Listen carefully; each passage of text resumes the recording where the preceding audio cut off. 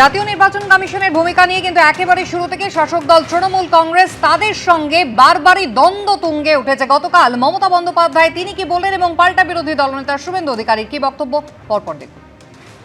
বেচারা ভ্যানিশ কুমার, তার জন্য আমার খারাপ লাগে। Strong vanishing powder. আজকেও আমি শুনলাম অফিসারদের মিটিং করে বহু থ্রেট করা হয়েছে,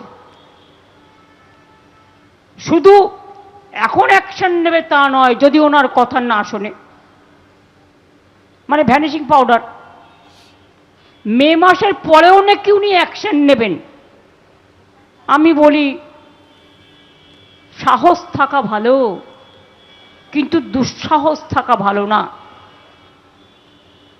মনে রাখবেন, মে মাসের পরে আপনি থাকবেন তো আপনার চেয়ারে। আমরা চাই ইমিডিয়েট ভোট ঘোষণা হোক এবং মমতার কাছ থেকে পুলিশটা নিয়ে নেওয়া হোক। রুমা পাল আমাদের প্রতিনিধি রয়েছেন টেলিফোন লাইনে। রুমা, একটা জিনিস মোটের ওপর পরিষ্কার হয়ে যাচ্ছে যে এসআইআর প্রক্রিয়া কতটা দ্রুত সম্পন্ন করা যায় সেটার দিকে যেমন নজর রয়েছে নির্বাচন কমিশনের, একই সঙ্গে নির্বাচন কমিশন তারা কিন্তু বদ্ধপরিকর এ রাজ্যে আর যাতে কোনো রকম হিংসা হানাহানির ঘটনা ভোটের সময় বা ভোট পরবর্তী পরিস্থিতিতে না হয়, সেক্ষেত্রে জিরো টলারেন্সের বার্তা এই শহরে এসে বারবার দিচ্ছেন মুখ্য নির্বাচন কমিশনার। একদমই তাই। দেখো, যখন মুখ্য নির্বাচন কমিশনার কিন্তু বলেছেন যে নির্বাচনকে কেন্দ্র করে কোনো ধরনের হিংসা বা ভোটার এবং নির্বাচন কর্মীদের ভয় দেখানোর ঘটনা বরদাস্ত করা হবে না, এবং এই ইলেকশন কমিশন অফ ইন্ডিয়া অর্থাৎ যে পিসিআই সেটা জিরো টলারেন্স নীতি গ্রহণ করবে বলেও কিন্তু স্পষ্ট জানিয়েছেন। এবং তার সঙ্গে সঙ্গে এটাও ঠিক, কালকের একাধিক বৈঠক ছিল, এনফোর্সমেন্ট এজেন্সির সাথে বৈঠক ছিল এবং ডিএমদের সাথে এসপিদের সঙ্গে বৈঠক ছিল। এবং সব থেকে বড় কথা হচ্ছে তিনি এটাও বলেছেন যে কোনো বোমা পিস্তলের খবর যেন না থাকে নির্বাচনে।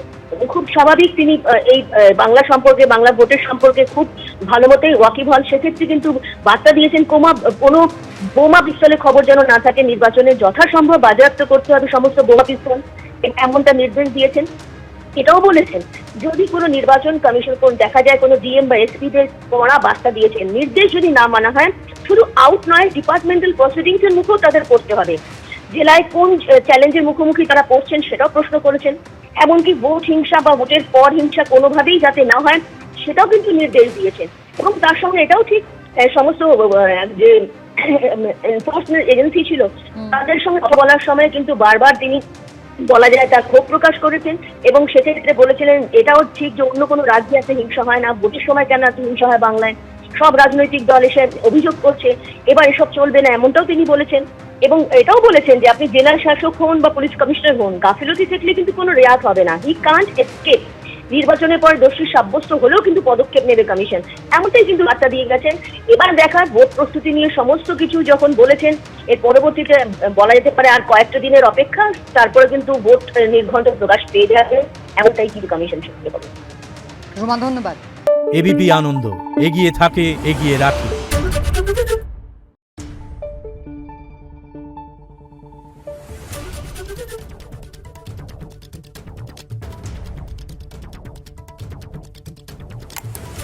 Thank you.